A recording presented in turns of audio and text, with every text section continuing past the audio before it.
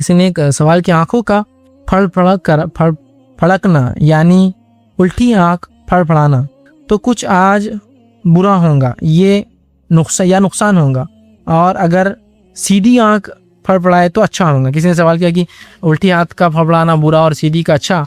देखिए, सबसे पहली चीज़ तो ये आप सल्लल्लाहु अलैहि वसल्लम ने फरमाया कि अगर किसी को किसी फाल ने या किसी वहम ने, ठीक, या किसी बदशगुनी ने किसी काम से रोक दिया तो उसने शिर्क किया, बदशगुनी।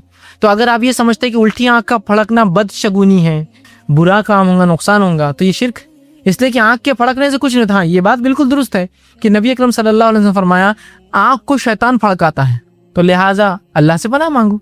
आप सल्लल्लाहु अलैहि वसल्लम के एक बार मौजूदगी में खातून आई और कहा है माई आयशा से कि मेरी आंख उल्टी फड़क रही, क्या करूं? तो माई आयशा रजी अल्लाह अन्हा ने उनको कुरान पढ़ के दम किया, वो फड़कना बंद हो गई। तो उल्टी आंख जो फड़कती है वो शैतान फड़काता है, लेकिन इसका हरगिज़ से माना नहीं कि सीधी आंख फड़की तो अल्लाह रहमान की तरफ से उसका फ़ायदा होगा। समझ? तो उल्टी और सीधी आंख फड़कने से ना कोई अच्छाई ना कोई बुराई आती है। हाँ, आंख फड़कना शैतान की तरफ से होता है, तो आप अल्लाह से क्या कीजिए, पनाह मांगिए, कुरान पढ़ के सूरह फलक सूरह नास पढ़ के दम कर दीजिए। लेकिन ख़तन ये मत सोचिए कि आंख फड़क रही थी ना, ये काम बड़ा गलत हुआ, ये वहम ने आपको किया, शिर्क किया आपने ये समझा ये आंख की वजह से ये हुआ, ठीक है? तो लिहाजा वो होता है, अल्लाह से आप पनाह मांगिए। किसी ने एक सवाल किया, गैर आबाद कदीम मस्जिदों में जाकर नमाज पढ़ने पर क्या हुक्म है? देखिए, गैर आबाद कदीम मस्जिदों में जाकर नमाज पढ़ने को खास हुक्म तो नहीं है। आपको ऐसी मस्जिद मिल जाए तो नमाज पढ़ लें, लेकिन ऐसा कोई खास हुक्म नहीं है कि आपको ज्यादा अजर मिलेगा, ज्यादा फायदा होगा। ठीक है, किसी का शौक होता है कि गैर आबाद मस्जिदों में जाके पढ़े ताकि मस्जिद जिस मकसद के लिए बनाई गई थी वो पूरा हो, तो करे। कोई ऐसी खास, मैं बोलूँगा, फजीलत भी नहीं है उसकी कि आबादियों को छोड़कर मशक्कतें उठाकर एक मस्जिद जाए आप जो गैर आबाद है अभी, तो कोई वो नहीं। लेकिन कोई करता भी है तो कोई मसला नहीं, कोई ना भी करे तो कोई मसला नहीं। लेकिन अगर आपको मौका मिले, आप जा रहे हैं कहीं से, कोई मस्जिद है जहाँ नमाज पढ़ सकते हैं, लोग नमाज नहीं पढ़ते, आबाद नहीं है, लेकिन परमिशन है नमाज पढ़ने की, तो पढ़ ले, अच्छी बात।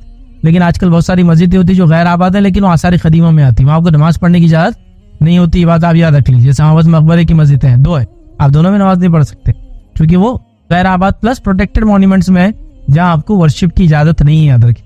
तो लिहाजा बहुत मुश्किल हो जाती है। तो लिहाजा कोई अफजल भी नहीं है, मैं कहूँगा कोई खास रिवॉर्ड भी नहीं है। ठीक है, आपका एक शौक है कि मैं ऐसा कर लूँ ताकि मस्जिद में हो सकता है नमाज शुरू हो जाए, एक अच्छी चीज़ हो सकती है, बट स्पेशल कोई ऐसी चीज़ नहीं है कि इसकी ये फजीलत है गैर आबाद मस्जिदों में पढ़े तो फलाएं फलाएं फलाएं। किसी ने सवाल किया, मेरे अब्बू अपने भाई बहन और माँ बाप की फिक्र करते हैं, घर में पैसे नहीं देते, मेरे ननियाल वालों की तरफ से हमारी परवरिश हो रही है, ऐसे में हम क्या करें?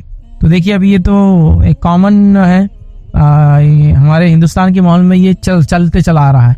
ये सिस्टम बहुत कॉमन है, हर आदमी किस्सा सुना सकता है कि उसके वालिदैन, उसकी वालदा और उसके साथ क्या हुआ, और उसकी फूफू और उसके मामू और चाचाओं के साथ क्या हुआ। ये एक सिस्टम है गाँवों में। जो सिस्टम है गाँव में, मतलब पढ़ा लिखा तबका नहीं है और गाँव वाला तबका है, उनका एफिलिएशन बाप का चचा और फूफू की तरफ होता है।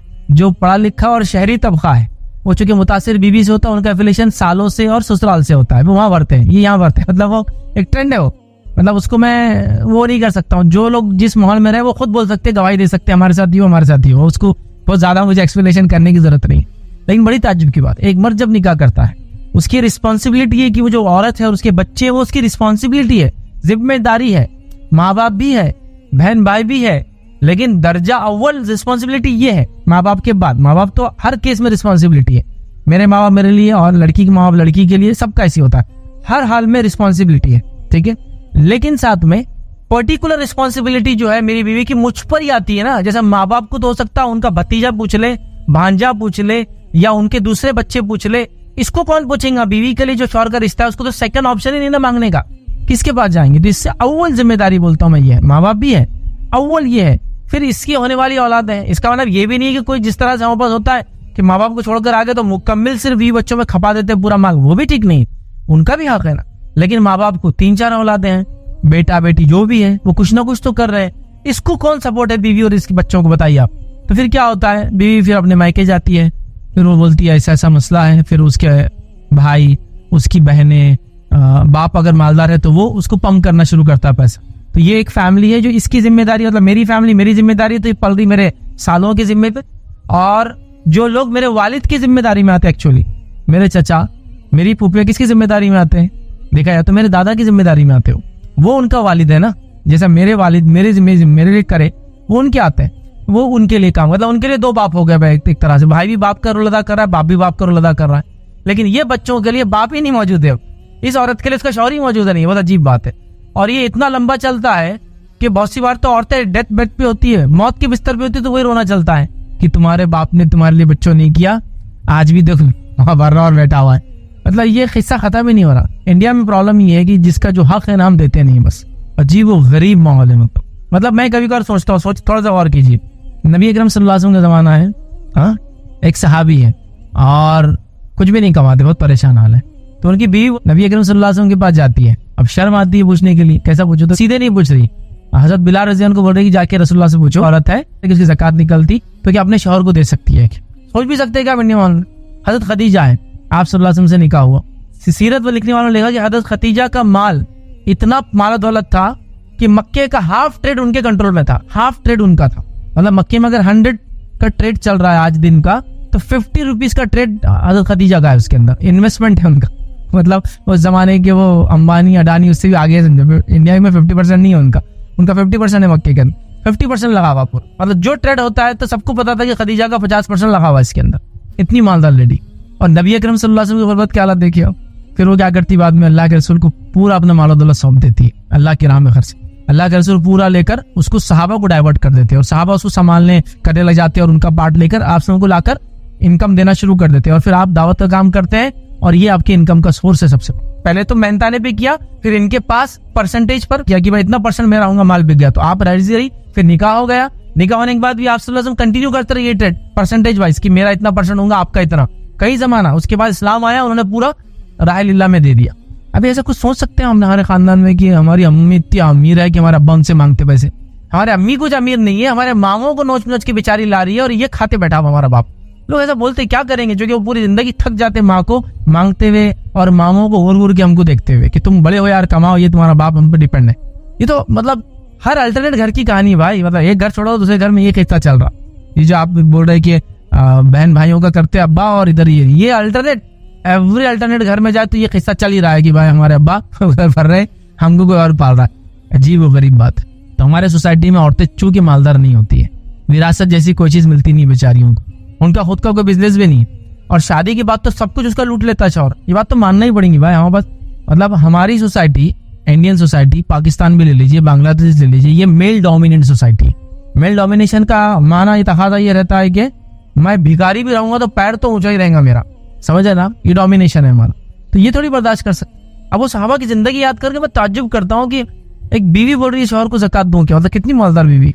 एक बीवी जो मक्के का हाफ ट्रेड संभाल रही है और उनका शौहर उनके पास ही वर्क करता है। नबी अकरम सल्लल्लाहु अलैहि वसल्लम का वाक़या है। एक शौहर जो कि नबी और उसकी कई बीवी एक साथ बिजनेस कर रही है ना। हजरत जो है सौदा का बिजनेस था, लेदर को निकाल के उसको साफ सफाई करके उसे सेल आउट करती थी। माई ज़ैनब का बिजनेस था, उनकी खुद की इनकम है, बल्कि उस इनकम से कोई बार शहद मंगा के रख रही है, आप खिला भी रही है अलग से। और दूसरे सोच रही है अट्रैक्शन पॉइंट बन गया अल्लाह के रसूल का शहद खाने, आप वहां जा रहे हैं, एक्स्ट्रा बैठ रहे उनके घरों के ऊपर, तो अर्न कर रही है, इंडिपेंडेंट लाइफ जी रही। आप सोचो नहीं बात।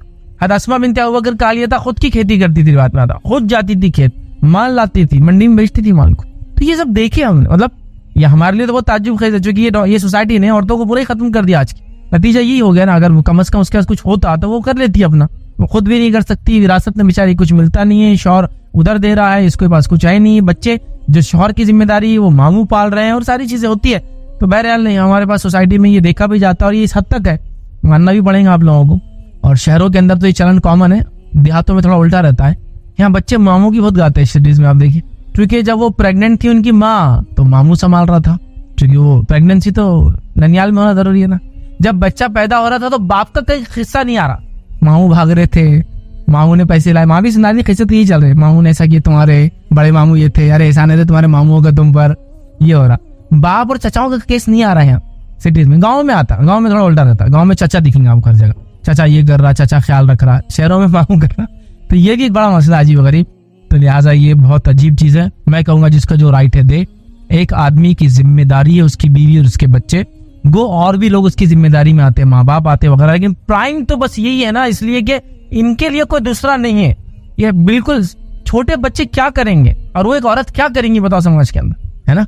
तो बहरहाल हमको बहुत नब्बे तुले अंदाज से राइट्स देना चाहिए, और ये राइट्स का डिस्ट्रीब्यूशन सही नहीं होने से अजीब जिंदगी गुजारते हैं, मतलब इतनी अजीब जिंदगी गुजारते हैं कि कभी कभार सोच के भी ताज्जुब होता कैसी जिंदगी हम लोग गुजार रहे हैं यार। मतलब माँ का हक जो है मेरी जो होना चाहिए वो मेरी फूफियां लेके बैठी हुई है, ये हो रहा है भाई समाज में। इसी तरह जो है जो हक चचाओं का होना चाहिए था वो मामों को दे दिया गया, क्योंकि इन्होंने तो कुछ किया नहीं तो वो कर रहे हैं। ये हो रहा है समाज में। मरने तक औरतें और मर्द सिर्फ रोना रो रहे हैं। वो तो उन्होंने आज तक ऐसा किए नहीं किए, मरने के बाद तो भी कभी मेरे बच्चों को दे दो बोल रहा हूं उनको। तुम्हारे चचाओं से गुजारिश कर रही कि मैं मरने वाली है, अब मेरे बच्चों को कुछ मिल जाए क्योंकि तुम्हारे बाप को छोड़ने वाले। ये हालत है, राइट्स इतने मारे जा रहे। फिर उम्मत मुस्लिमा कह रही है कि अल्लाह ताला बारिश क्यों नहीं बरसा रहा, अल्लाह ताला मुसीबत क्यों नहीं डाल रहा, अल्लाह ताला जालिम हाकिम को क्यों ला रहा। हम लोग आपस में हक मार रहे एक दूसरे के, इतने खतरनाक।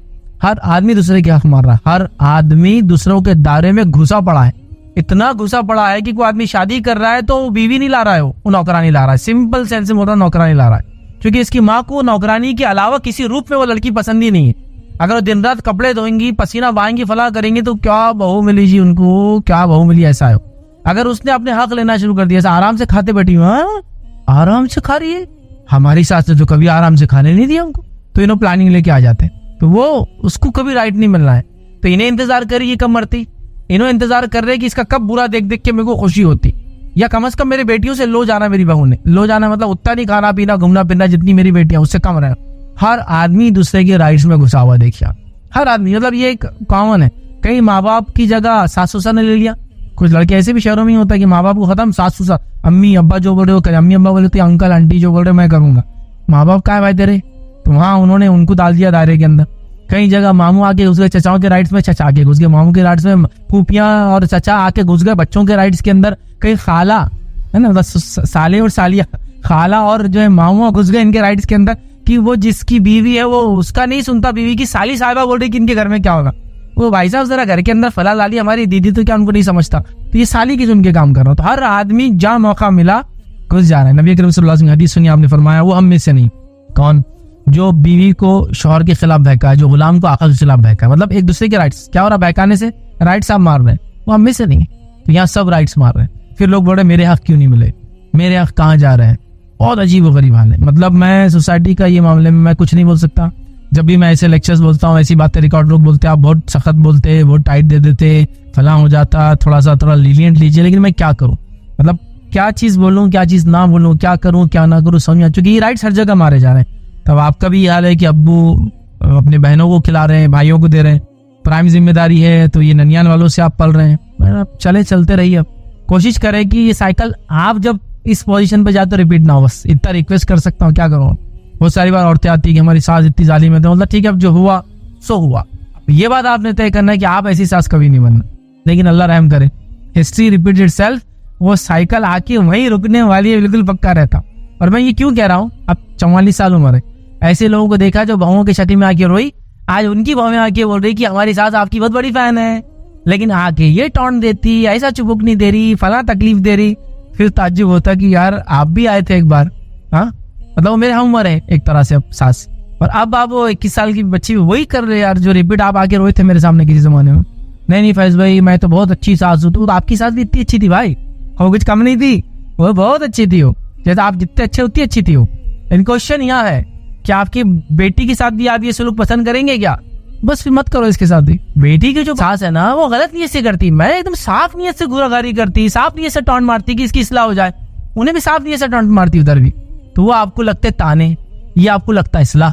तो यही है ना बस सारा मामला। तो लोग अपने अपने राइट्स दें तो मैं समझता हूँ बहुत खुशहाल जिंदगी जिएंगे। घर आएंगे तो वो सुकून हासिल करेंगे जो शादी का मकसद था, बच्चों को देख के वो सुकून हासिल करेंगे जो बच्चों की पैदाइश का मकसद था। नहीं तो कोई मकसद नहीं है। बच्चे लानत करने वाले और 4 पैदा हो जाते हैं जो मलामत करते अपने बाप को कि इसने हमारे लिए कुछ नहीं किया।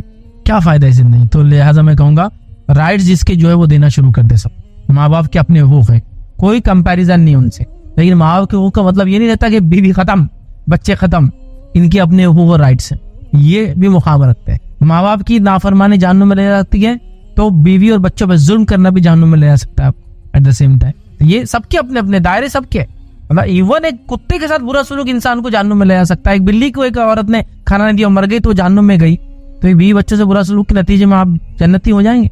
जब माँ बाप के साथ बुरा सलूक करो जहन्नुम है, तो बीवी बच्चों के साथ भी है। सबके राइट्स है। अगर हर किसी को आप उस एंगल में रखे ना, बीवी की राइट्स है, बच्चों की राइट्स है, माँ बाप की राइट्स है, पड़ोसी की राइट्स है, जानवरों की राइट्स, सबके वो एक वेल ऑर्गेनाइज्ड और जिसको कहते हैं एक मुतमईन, जिसको बोलते हैं ना, एक जिंदगी जी, वो नहीं होगा तो बस फिर ये सारी चीजें होंगी। फिर ये बच्चे बड़े होंगे, ये बच्चे फला चीज देखेंगे, मे बी ये एग्जाम्पल सेट हो जाएगा, ये भी चाहेंगे कि इनके साले वगैरह ऐसी करें इनके साथ, क्योंकि हमारे बाप भी ऐसे जिया। या हो सकता है फिर अगर नसीहत हासिल करे तो फिर एक अच्छे इंसान बन के जिए कि माँ बाप के अपने हकूक अदा करे, बच्चे और बीवी के अपने, तो हर आदमी अपने अपने हकूक और दायरे में रहे, तो मैं समझता हूँ मसाइल इंशाल्लाह हल हो जाएंगे। अस्सलाम वालेकुम फैज भाई अपना सवाल है, कोई रिश्तेदार है अपने, तो उनके फूल का धंधा है, तो उनके पास कस्टमर जो है हिंदू भी आते हैं मुस्लिम भी आते हैं, कोई मंदिर के लिए जाता है, दगा के लिए जाता है फूल से, तो अपनी कमाई कैसी है और उनकी दावत अपन ले सकते हैं क्या? सवाल आया किसी का फ्लावर्स का बिजनेस है और लोग आते हैं उनसे फ्लावर परचेज करते हैं और मुख्तलिफ इबादतों के लिए ले जा सकते हैं, कोई मस्जिद ले जा सकता है, मंदिर ले जा सकता है, या दरगाह ले जा सकता है और कहीं जगह ले जा सकता है, तो क्या उनका दावत वगैरह कबूल कर सकते हैं? तो देखिए, जो वो बिजनेस कर रहे हैं फूल का, वो बिल्कुल जायज बिजनेस है। फूल ले जाने वाला फूल क्या करता है उससे आपको हमको कोई लेना देना नहीं होना चाहिए। रीजन मीन कि हमारा इस्लाम जो है फर्स्ट ट्रांजैक्शन को देखता है, करने वाले कौन है उनको भी नहीं देखता है, वो जो अमल किया जा रहा है दोनों के बीच में हलाल है क्या। मिसाल, मेरी किराने की दुकान है, किराने की दुकान पे आप आए, अब आपका जो भी बिजनेस है, समझो आप हलाल बिजनेस कर रहे हैं, आप आए मेरे पास, आपने मुझसे कुछ लिया तो मैंने आपको कुछ बेचा, हलाल ट्रांजेक्शन हो। एक और आदमी आया जो शराब की दुकान चलाता है और वो भी आके मेरे से किराना लेता था, क्या मैं इसको बेच सकता हूँ? नहीं बेच सकता हूँ, बेच सकता हूँ, क्योंकि अभी जो मैं उससे डील कर रहा हूँ हलाल डील है मेरी। वो क्या करता है वो नहीं देखा जाएगा, मैं क्या कर रहा हूँ वो देखा जाएगा। बेसिकली उसका और मेरा ट्रांजेक्शन अभी क्या है, क्योंकि अगर हम ये बोलेंगे नहीं वो क्या करता है उसके हिसाब से ये होगा, तो फिर तो बहुत मुश्किल हो जाएंगे, फिर हम जिंदगी में कुछ भी नहीं करते। जैसा कि हमको अगर मेरी दुकान है, मैं बेच रहा हूँ, समझ लीजिए फूल वाला एग्जाम्पल ले लीजिए, तो आप पूछना पड़ेगा तुम फूल कहाँ ले जा रहे हैं, तुम फूल का क्या करने वाले हैं, तो मैं दूंगा। अब जाके बीवी के सर पे लगाए तो ठीक, किसी और के सर पे लगा रहे तो नहीं चलेंगे। आप कैसा बोल सकते हैं इसको? आप बोलेंगे मैं फूल का बिजनेस है, मैं फूल का ट्रांजेक्शन कर रहा हूँ, ये फूल लेगा कि क्या करेगा इसका मामला है, मैं जिम्मेदार नहीं हूँ। ये फूल ले जाके इसराफ करेगा या ये फूल ले जाके सही जगह लगाएगा, मैं जिम्मेदार नहीं हूँ। आप समझ रहे हैं ना? तो लिहाजा वो जो कर रहे हैं फर्स्ट ट्रांजेक्शन हलाल है। हाँ, कोई ये कहे मेरी फूल की दुकान है, स्पेशल फूल मंदिर के हिसाब से स्पेशल उसकी वो नहीं कर सकता हो, ये मार्केटिंग नहीं कर सकता। फूल बेच सकता, फूल में वो ये सब सहूलतें नहीं दे सकता। दरगाह के फूल, चद्दर 151 फला फला की अवेलेबल है, फौरन ले जाइए टोकरी उठा के, वो नहीं कर सकता हो। कोई आया बोला मुझे फूल चाहिए, ऐसा बनाओ चादर, वो समझेगा चादर वो जाके घर पे डालेगा, बिस्तर पे डालेगा, गाड़ी पे डालेगा, सर पे डालेगा, कोई भी डालेंगे उसका मसला। लेकिन आप लिख कर लगा रहे दरगाह के लिए खास 151 के फूल रेडी, फला की चद्दर बनी हुई 7 मालों की, तो ये आप क्या कर रहे हैं? आप उसके काम में ताउन कर रहे हैं, आप गलत। जैसा मैं बेच रहा हूँ, क्या बेच रहा हूँ? खारे की दुकान, सिंपल खारा बेचना मेरा काम है, लेकिन मैं लिख के लगा रहा हूँ बियर का चकना अलग फला मिलेगा, फला का चकना क्या पी रहे साहब, विस्की, तो विस्की के लिए ले जाओ ये खारा, वो वाला मत ले जाओ। तुम क्या ले रहे हैं? हाँ ये। तो अब मैं क्या कर रहा हूँ? अब मैं ताउन कर रहा हूँ गुनाह के काम में। या मैं दुकान डाल रहा हूँ खारे की, लेकिन मैं सोच के डाल रहा हूँ यार यहाँ नहीं चलेंगे, 2-4 बियर के अड्डे कहाँ वहां डालेंगे। अब भी गलत हुआ आपका बिजनेस, क्योंकि अब आपने क्या किया? शराबियों की मदद के लिए डाला हो।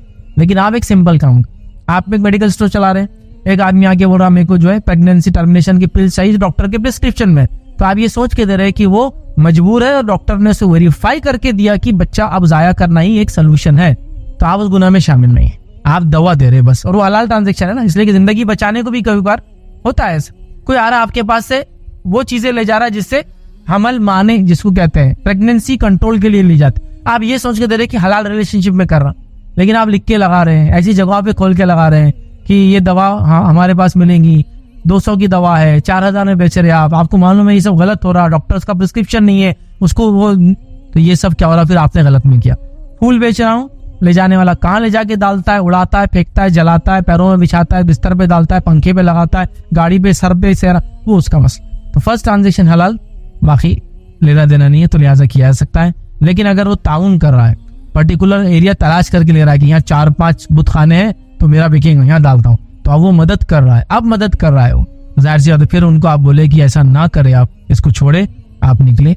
और अगर जनरल दुकान है वहां से आगे लोग ले जा रहे हैं तो इंशाल्लाह देने में कोई हर्ज, और उनकी इनकम भी फिर चूंकि देने में हर्ज नहीं है, इनकम भी हलाल हुई उनकी। किसी ने सवाल किया, कभी कभी ऐसा लगता है कि जो हो रहा है ये पहले भी हो चुका है, इसे देजावू कहा जाता है, इसके बारे में इस्लाम क्या कहता है? भाई देजावू क्या है मुझे नहीं मालूम, देजावू कहा जाता है, शायद कोई नाम है, कोई आर्ट है, पता नहीं क्या है कि ऐसा कहा जाता है। तो देखिए, सबसे पहली चीज, कोई चीज अगर आपके साथ हो रही है तो ऐसा लगना कि ये मेरे साथ पहले हुआ, ये बहुत कॉमन है और बहुत लोगों के साथ होता है, स्पेशली एक सर्टन यंग एज में होता है, ओल्ड एज में नहीं होता है। जैसा मिसाल के तौर पे आप यहाँ जा रहे, अरे अपन आए थे क्या, ऐसा लग रहा, फिर फला जी अरे अपन ऐसा करे थे क्या, ऐसा लग रहा। तो ये कॉमन चीज है जो मैंने भी अपने यूथ एज में देखा, और भी बहुत सारे बच्चे आके बोलते हैं ऐसा हमको लग रहा है। तो ये कॉमन चीज है, इससे ना कोई डरने की जरूरत है, न ये सोचने की जरूरत है कि तुम बहुत अंतर्यामी हो गए, फला हो गए, तुमको इधर का पता चल रहा, उधर का पता चल रहा। दिस इज समथिंग जो होती है सबके साथ। एक एज के बाद फिर वो चीजें नहीं होती, स्पेशली जब आप दुनिया में फर्स्ट टाइम चीजों को देखते और घूमते ये चीज होती है। पहली बार फला होगा तो अरे यार ऐसा लग रहा है यहाँ पहले आए थे, अरे यार फला है, वो होता है। लेकिन जब वो आप आदी हो जाते हैं उतने सफर वगैरह के, तो ऐसे ख्यालात फिर धीरे धीरे कम हो जाते हैं। लिहाजा इसमें कोई आपकी खुसूसियत नहीं है और ये कॉमन है। क्यों होता है साइंटिफिक रीजन मुझे नहीं पता, क्या आपने जो कहा देजा वो कोई रीजन है, कोई साइंटिफिक टर्म है, वल्लाह वाला में भी हो सकता है। लेकिन ऐसा होता है कि इंसान को ऐसा लगता है कि मैंने पहले किया, पहले पढ़ा, पहले देखा, पहले छुआ, पहले आया, पहले किया हुआ लग रहा है, कॉमन है। तो कोई अच्छाई भी नहीं है, कोई खुसूसियत नहीं आपकी, उसमें कोई बुराई भी नहीं आता। कि मे भी ये कोई पार्ट हो इंसानी फितरत का या माइंड का, ब्रेन का, उसकी वजह से ऐसा होता हो।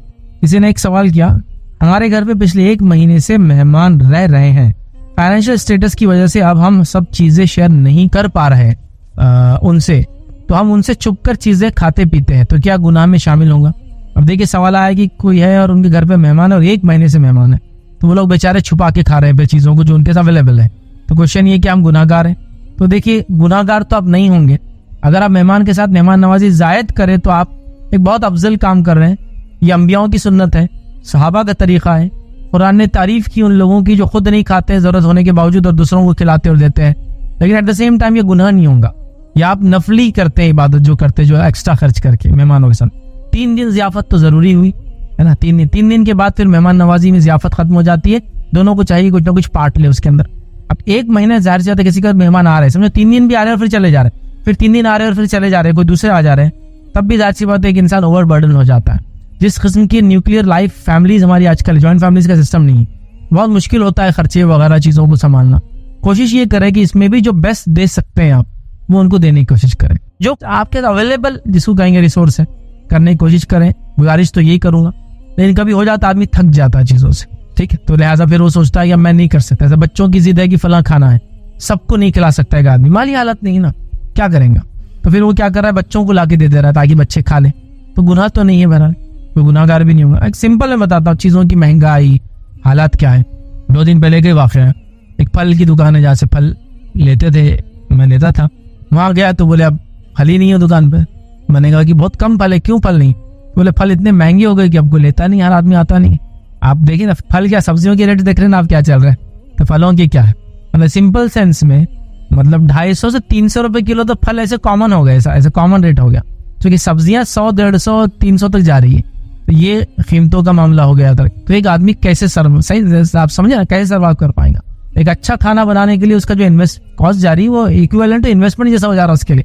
2 दिन की सैलरी, 1 दिन की सैलरी में वो खाना हो रहा है एक टाइम का। एक दावत में, जो दावत बोलते हैं एक सिंपल एक मेहमान आ गया और उसको चिकन लाके बनाना है, परहेज ये तो मटन लाके बनाना, तो कमर टूट जा रही है आदमी की। 1 kg equivalent to 700 rupees, 600 rupees, 680 rupees है ना, ये मटन का रेट है। चिकन आप देख लीजिए तो बहुत मुश्किल होता है, जाहिर से सर्वाइव करना टफ जाता है। कभी ऐसा बच्चा जिद करा कि मुझे सिंपल लीजिए आप 50 रुपए की पॉपकॉर्न खाना है, उस डब्बे में जो आती है अलग से। अब घर में मेहमान आके 6-7 बच्चे, 350 रुपए आदमी की जेब में नहीं रहते। एक सिंपल फैक्ट है, इसको मानना पड़ेगा। हाँ, पॉपकॉर्न के 25 रुपए का रॉ लाकर भूनना किसी को आता तो अच्छी बात है, घर में बन जाएंगे, नहीं होता है तो आदमी को मुश्किल होता है। तो ऐसे सेंस में आप बच्चों को अलग से खिला दे रहे हैं, ये बोलते हुए कि खिलाना तो मेहमान को भी चाहिए था बेटा, इन हालात नहीं और आपकी जिद है, तो गुनाहगार तो नहीं होगा, मैं तो ये बोल चुका हूँ। लेकिन फिर भी वो जो कुछ अपने मेहमान के साथ अच्छा करे वो उसके लिए बेहतर है। इसलिए हदीस में नबी अकरम सल्लल्लाहु अलैहि वसल्लम ने फरमाया, जो शख्स अल्लाह पर और रोज़े क़यामत पर ईमान रखता है उसका काम है कि वो मेहमान की ज़ियाफ़त करे। बहुत अहम है। लेकिन आपने बोला 1 महीने तक आप ज़ियाफ़त कर रहे हैं, तो मैं समझता हूँ अच्छे मालदार की भी कमर टूट जाती है उससे। तो हर चीज़ तो नहीं खिला पाएंगे, बट जितना हो सकता, जैसे हो सकता उनकी खैर खाई और ज़्यादा से ज़्यादा अच्छा करने की आप कोशिश करें। अल्लाह ताला किसी भी नफ्स को उसके ताकत से ज़्यादा नहीं आजमाता, तो लिहाजा जो आपकी ताकत है अल्लाह उतना देखेगा इंशाल्लाह। गुनाह आपको इंशाल्लाह नहीं मिलेंगे। किसी सवाल किया, मेरे शौहर की बहुत लंबी दाढ़ी है, वो उसे मेंटेन नहीं करते और ख़राब अंदाज में रखते हैं। मैंने उन्हें एक मुट्ठी से दाढ़ी काटने और साफ सुथरी रखने कहा है, क्या ये सही कहा है?